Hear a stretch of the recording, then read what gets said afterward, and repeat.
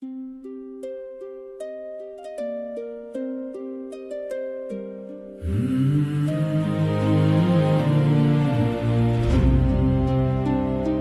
came ashore after the 5th century tide, where Rome's last embers sank on the northern side. Old English breathed beside the hall fire's glow. Beowulf faced the dragon where the doomed still go. From the 8th to the 11th century, cloisters kept the page. Vellum, Latin, psalms, saints, riddles, war and age. A fractured island held its voice through ink and flame. Old English slept, but did not lose its name. In 1066, through sea, wind and iron rain, Norman French entered the court. English went underground again. Latin wrote the law, French sang chivalric fame. In field and village mouth, English kept its flame.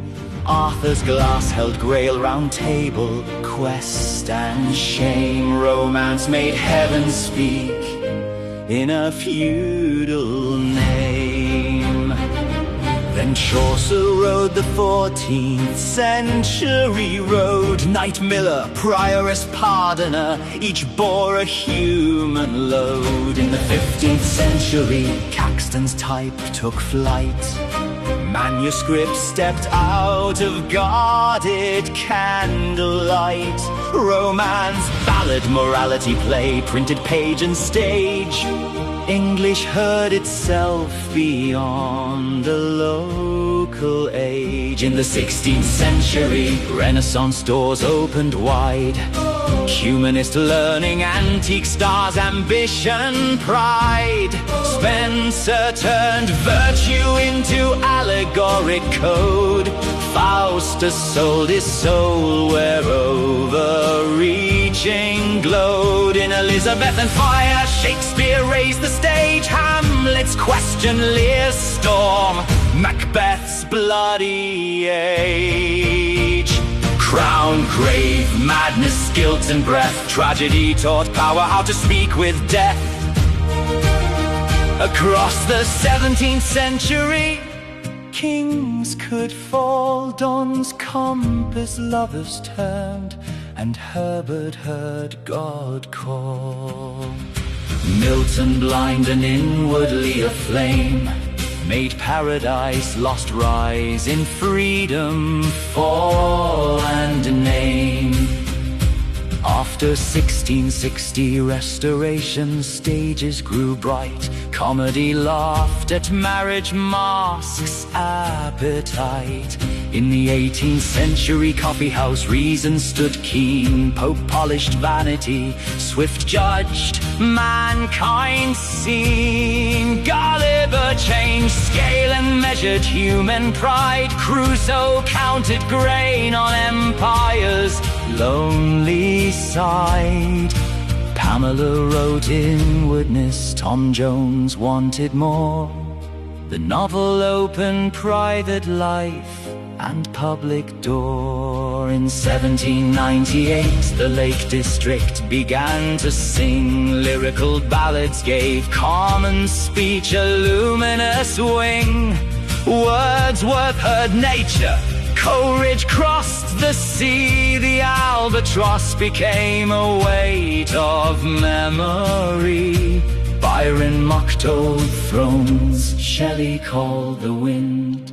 Keats touched beauty where time and death begin. Through the Victorian age, smoke, iron, profit, reign. Tennyson heard faith withdraw beneath science and pain. Browning's Duchess smiled beside a polished doom. Dickens made workhouse debt and factory fill the room. Bronte winds broke open moor and flame. Jane Eyre stood upright and claimed her soul and name. Hardy's Wessex darkened beneath law and desire. The old pastoral world met modernity's quiet fire. In the early 20th century, empire's sunset grew cold. Yeats saw the center break, the falcon lose its hold. Eliot's wasteland stitched myth, fog fragments rain. Modernism taught the ruins how to speak again.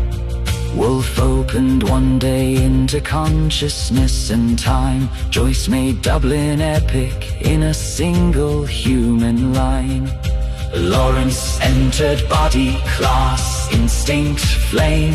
The modern novel called desire by its name. After the 2 world wars, Orwell crossed the square. Power fabricated truth from language, fear and air. In 1984, memory became a chain. Tyranny feared the past more deeply than pain. Beckett's bare stage held 2 figures and 1 tree. Godot never came, which was rather the key. Haney lifted bogland bone and buried sound. History answered softly from underground. Rushdie opened midnight after empire's roar. Birth met nation, myth met war. Migration, hybridity, many-tongued song. Old maps were redrawn by voices exiled too long. At last, Ishiguro's misted hall, a butler's glance, a dignity in form.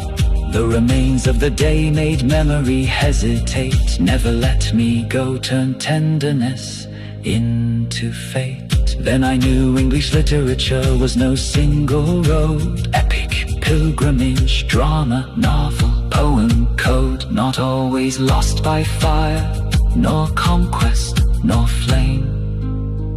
Only asking through the dark. Remember what remains.